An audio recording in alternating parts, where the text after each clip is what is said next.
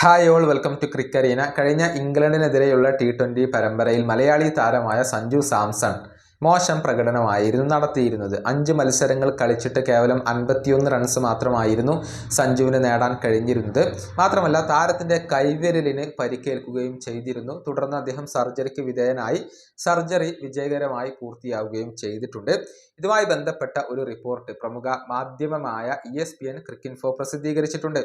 Sanju Samson IPL ആവുമ്പോഴേക്കും പൂർണ്ണ fitness വീണ്ടെടുക്കും.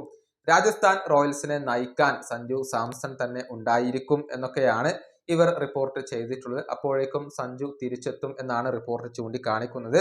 ഇതിനിടെ ക്രിക്കസി ഒരു ലേഖനം കൂടി പ്രസിദ്ധീകരിച്ചിട്ടുണ്ട്. അതായത് പരിക്ക് കാരണത്താലോ അതല്ലെങ്കിൽ മറ്റേതെങ്കിലും കാരണത്താലോ സഞ്ജുവിന് IPL ഏതെങ്കിലും മത്സരങ്ങൾ നഷ്ടമാവുകയാണെങ്കിൽ പകരം ക്യാപ്റ്റനായിക്കൊണ്ട് രാജസ്ഥാൻ റോയൽസിന് ഉപയോഗപ്പെടുത്താൻ കഴിയുന്ന 3 ഓപ്ഷനുകളെയാണ് ഇവർ ഈ ഒരു ലേഖനത്തിൽ വിശദീകരിച്ചിട്ടുള്ളത്.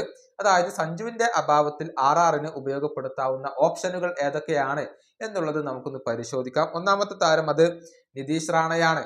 കഴിഞ്ഞ തവണ കൊൽക്കത്ത നൈറ്റ് റൈഡേഴ്സിന് വേണ്ടി കളിച്ചിട്ടുള്ള താരമാണ് നിതീഷ് റാണ. ഇപ്പോൾ അദ്ദേഹം രാജസ്ഥാൻ റോയൽസിന്റെ ഭാഗമാണ്. 2023 കൊൽക്കത്തയെ നയിച്ച ഒരു എക്സ്പീരിയൻസ് കൂടി ഇദ്ദേഹത്തിന് അവകാശപ്പെടാൻ സാധിക്കുന്നുണ്ട്. ശ്രേയസ് അയ്യരുടെ അഭാവത്തിലായിരുന്നു നിതീഷ് റാണ കൊൽക്കത്തയുടെ ക്യാപ്റ്റൻ സ്ഥാനം ഏറ്റെടുത്തിരുന്നത്. സഞ്ജുവിനെ ഏതെങ്കിലും ഒരു ഘട്ടത്തിൽ പുറത്തിരിക്കേണ്ടി വരികയാണെങ്കിൽ രാജസ്ഥാൻ റോയൽസ് ഏറ്റവും കൂടുതൽ പരിഗണിക്കുക നിതീഷ് റാണയെ തന്നെയായിരിക്കും. ഇനി രണ്ടാമത്തെ താരം അത് വാനിന്ദു ഹസരംഗയാണ്. ശ്രീലങ്കൻ താരമായ ഇദ്ദേഹം മറ്റൊരു ഓപ്ഷനാണ്. T20 ഫോർമാറ്റിൽ വളരെയധികം എക്സ്പീരിയൻസ് അവകാശപ്പെടാൻ സാധിക്കുന്ന ഒരു താരമാണ് വാനിന്ദു ഹസരംഗ. ശ്രീലങ്കയെ നേരത്തെ ഈ ഫോർമാറ്റിൽ അദ്ദേഹം നയിച്ചിട്ടുണ്ട്. പക്ഷേ വേൾഡ് കപ്പിലെ മോശം പ്രകടനത്തെ തുടർന്ന് അദ്ദേഹം പടിയിറങ്ങുകയായിരുന്നു. സഞ്ജു ഇല്ലെങ്കിൽ രാജസ്ഥാന് ക്യാപ്റ്റൻ സ്ഥാനത്തേക്ക് പരിഗണിക്കാവുന്ന ഒരു ഓപ്ഷൻ തന്നെയാണ് ഹസരംഗ.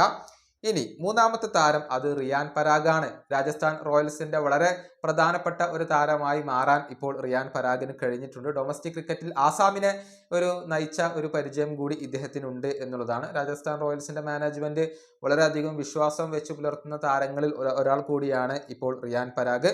വേണമെങ്കിൽ ക്യാപ്റ്റൻ സ്ഥാനത്തേക്ക് അദ്ദേഹത്തെ കൂടി പരിഗണിക്കാവുന്നതാണ്.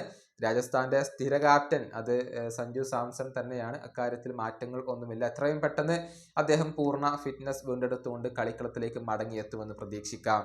ഈ വീഡിയോയുടെ അവസാനിപ്പിക്കുന്നു. അടുത്ത വീഡിയോയുമായി വീണ്ടും കാണാം.